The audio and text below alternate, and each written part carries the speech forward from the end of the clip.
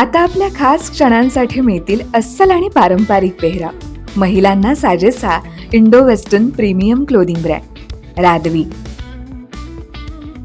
जिथं तुम्ही मूळ चंदेरी पासून लिनन पर्यंत प्रत्येक भारतीय वस्त्रातील पेहराव खरेदी करू शकता. म्हणूनच आजच आमच्या ऑफिशियल वेबसाईटला भेट द्या. जिथं परंपरेचा साज, तिथं रादवी तुमच्यासाठी खास.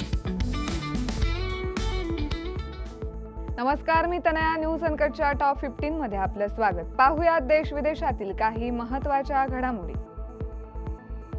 पंतप्रधान नरेंद्र मोदी ब्रिटनचा दौरा यशस्वीरित्या आटपून मालदीवच्या दौऱ्यावर पोहोचलेत. हा त्यांचा 2 दिवसांचा मालदीव दौरा असणार आहे. तसेच ते मालदीवच्या 60व्या स्वातंत्र्य दिन सोहळ्याला प्रमुख पाहुणे म्हणून उपस्थित राहिले. पंतप्रधान नरेंद्र मोदी उद्यापासून तामिळनाडूच्या 2 दिवसांच्या दौऱ्यावर जाणार आहेत. पंतप्रधान ब्रिटन आणि मालदीवच्या दौऱ्यावरून परतल्यानंतर लगेचच दौऱ्यावर जाणार आहेत. या दौऱ्यादरम्यान मोदी उद्या रात्री 8 वाजता तुतीकोरीन येथे 4,800 कोटी रुपयांपेक्षा जास्त किमतीच्या विविध विकास प्रकल्पांची पायाभरणी, उद्घाटन आणि राष्ट्रार्पण करणार आहेत. अल्ट डेसिप्लिक्स, बिग शॉर्ट्स अशा बोल्ड कंटेंट पुरवणाऱ्या 25 ॲप्सवर बंदी घालण्यात आली आहे. याबाबतचा निर्णय केंद्र सरकारकडून घेण्यात आलाय. सरकारनं हा निर्णय अश्लील आणि लैंगिक स्वरूपाच्या कंटेंट विरोधात आखण्यात आलेल्या धोरणांतर्गत घेतलाय. इलेक्ट्रॉनिक्स आणि माहिती तंत्रज्ञान मंत्रालयाला या ॲप्स विरोधात अनेक नागरिक आणि संघटनांकडून तक्रारी प्राप्त झाल्यानंतर ही कारवाई करण्यात आली आहे. DRDOनं आंध्र प्रदेशातील चाचणी श्रेणीतून ड्रोनवर चालणाऱ्या मार्गदर्शी क्षेपणास्त्राची यशस्वी चाचणी घेतली आहे. ही चाचणी कुर्नूलमध्ये करण्यात आली आहे. यामुळे भारताची संरक्षण क्षमता वाढेल असे संरक्षण मंत्री राजनाथ सिंह यांनी सांगितलंय. लडाखमध्ये 26व्या कारगिल विजय दिनानिमित्त द्रासमधील लोमचन व्ह्यू पॉइंट्स इथं एक भव्य कार्यक्रमाचं आयोजन करण्यात आलंय.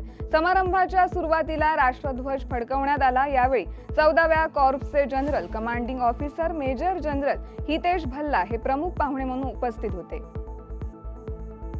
जूनमध्ये इस्रायलनं इराण विरुद्ध केलेल्या 12 दिवसांच्या युद्धादरम्यान युद्धबंदी झाल्यानंतर आज तुर्कीतील इस्तंबूल येथे अणुऊर्जा चर्चा होणार आहे. या चर्चेत इराणी अधिकारी, E3 देशांचे प्रतिनिधी, ज्यात ब्रिटन, फ्रान्स आणि जर्मनी यांचा समावेश आहे, तसेच युरोपियन युनियनच्या परराष्ट्र धोरण प्रमुखांसह सहभागी होतील.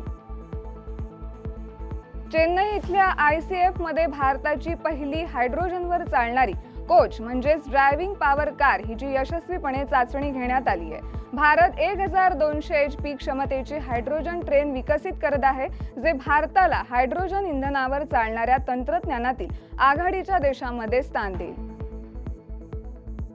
केंद्रीय कृषी आणि शेतकरी कल्याण मंत्री शिवराज सिंह चौहान यांनी सांगितले की विकसित कृषी संकल्प अभियानांतर्गत पहिल्यांदाच 2000हून अधिक शास्त्रज्ञांच्या पथकानं 7,900हून अधिक गावांना भेट दिली आहे. राज्यसभेत एका प्रश्नाचं उत्तर देताना चौहान म्हणाले की शास्त्रज्ञांनी प्रत्येक गावातील कृषी हवामान परिस्थितीबद्दल तपशीलवार माहिती गोळा केली आहे. त्या व्यतिरिक्त शेतकऱ्यांना मातीतील पोषक घटक, योग्य बियाणे प्रकार आणि शेतीसाठी पीक लागवड तंत्राची जाणीव करून देण्यात आली आहे.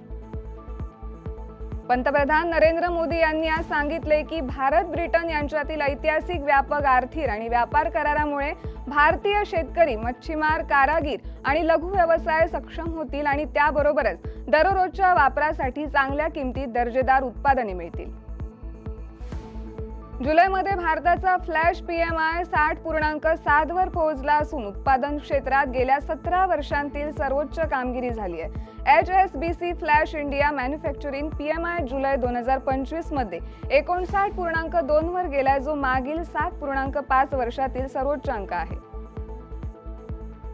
गेल्या एका आठवड्यापासून सुरू असलेल्या मुसळधार पाऊस आणि भूस्खलनाच्या पार्श्वभूमीवर कोमाई या उष्णकटिबंधीय वादळामुळे फिलिपाईन्समधील परिस्थिती आणखी बिकट झाली आहे. नैसर्गिक आपत्तींशी झुंजणाऱ्या फिलिपाईन्सनं हे वादळ आणखी एक मोठा धोका ठरेल असं सांगण्यात आलंय. या धोकादायक वादळामुळे आतापर्यंत किमान 25 जणांना आपला जीव गमवावा लागलाय आणि सुमारे 2.78 लाख लोकांना आपले घर सोडून सुरक्षित ठिकाणी स्थलांतर करावे लागले.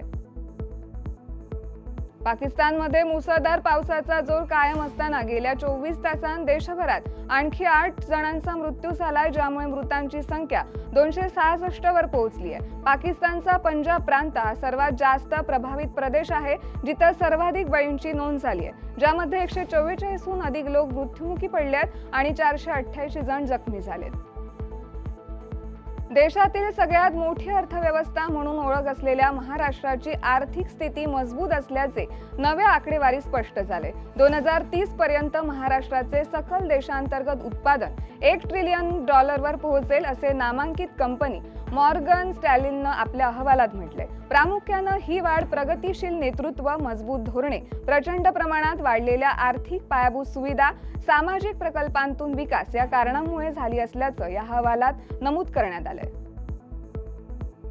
यशराज फिल्म्स निर्मित वॉर 2 चा ट्रेलर आज प्रदर्शित झाला असून या चित्रपटात सुपरस्टार्स ऋतिक रोशन, कियारा अडवाणी झळकणार आहेत. 2 दिग्गज कलाकार ऋतिक रोशन आणि ज्युनियर NTR यांच्या 25 वर्षांच्या कारकिर्दीचा गौरव साजरा करण्यात आला, म्हणून या खास औचित्यानं 25 जुलै रोजी वॉर 2 चा ट्रेलर रिलीज करण्यात आलाय.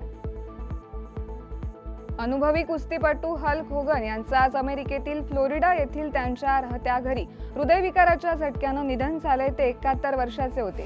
होगनने 6 वेळा वर्ल्ड रेसलिंग एंटरटेनमेंट चॅम्पियनशिप जिंकल्या होत्या. आणि या बातमीसह वेळ झाली आहे टॉप 15 मध्ये. इथेच थांबायची. तोपर्यंत पाहत राहा न्यूज अनकट.